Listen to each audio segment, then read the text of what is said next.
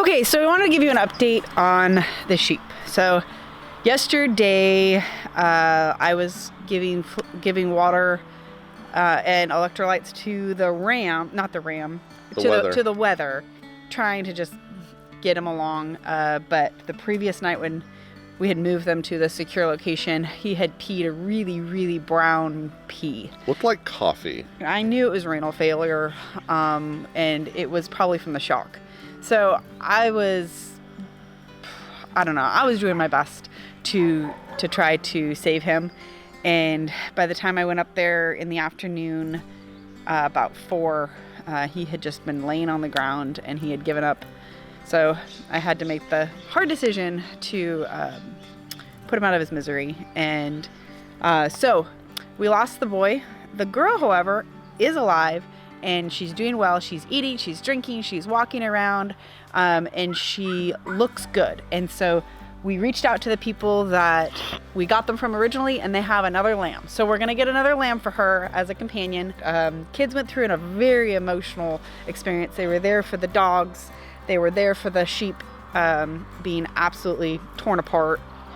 They've been through the ringer as kids. I mean, they've experienced something that a lot of kids don't even experience as a normal thing about being as a child. Well, and our daughter was obviously the most affected. She hasn't slept the last, 2 nights? 3 nights. Yeah, Monday night, Tuesday night. The last 2 nights she hasn't slept because she's scared. Like, we were going to sit outside by the fire pit, and she had so much anxiety because we weren't in the house. And so, it really kind of scarred her a little bit. But what was amazing, she asked Katie if she could go along with her when she put Kristoff down, and she's gonna be 7 in 4 days. 4 days. So she's at this crossroads. She's growing up. So we let her make the decision for herself if she wanted to be present for it, and she did. She opted to be there when Katie did it. So she got to say goodbye. Katie let her have as much time with Kristoff as she wanted. She had 2 minutes? Yeah, she took about 2 minutes. And then, Katie had our daughter go over with the girl sheep and said, Mommy's gonna do this now. You look away. And she's like, no, I can watch. And she did. And so it gave her closure. And I had a conversation with her. I was in town when this all happened again.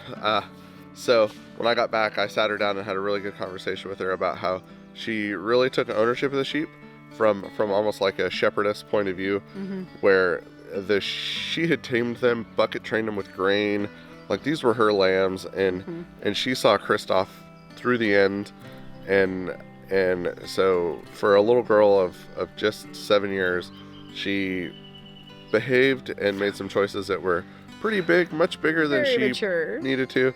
And she saw it through to the end. And I think the most important thing, Katie and I were talking about this, that the biggest takeaway for her is she could see the difference between an animal being savaged and being dispatched, like the dogs, versus needing to do the humane thing and how to put an animal down with care for the animal. We tried to make it as healthy as an experience for her as possible. I think she's going to be better for it and better appreciate animals. We'll show you Aunt Anna. She's resting right now. Convalescing in the redwood needles. Yeah, she's covered in redwood needles. Yeah. And then we'll bring you along as we go to the sheep store. That's what our 4-year-old, he thinks we're going to the sheep store. So we'll bring you along to the sheep store, a ranch, up the road. And we'll pick out Kristoff's replacement, because sheep are social. Well, they need friends, and she'll recover better. So, yep. Okay. Come along.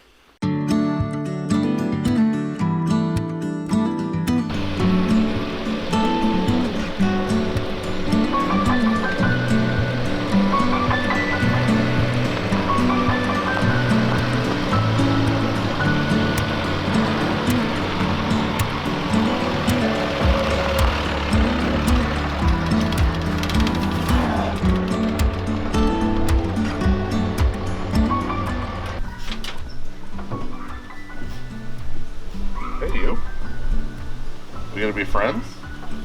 Huh? We gonna be friends?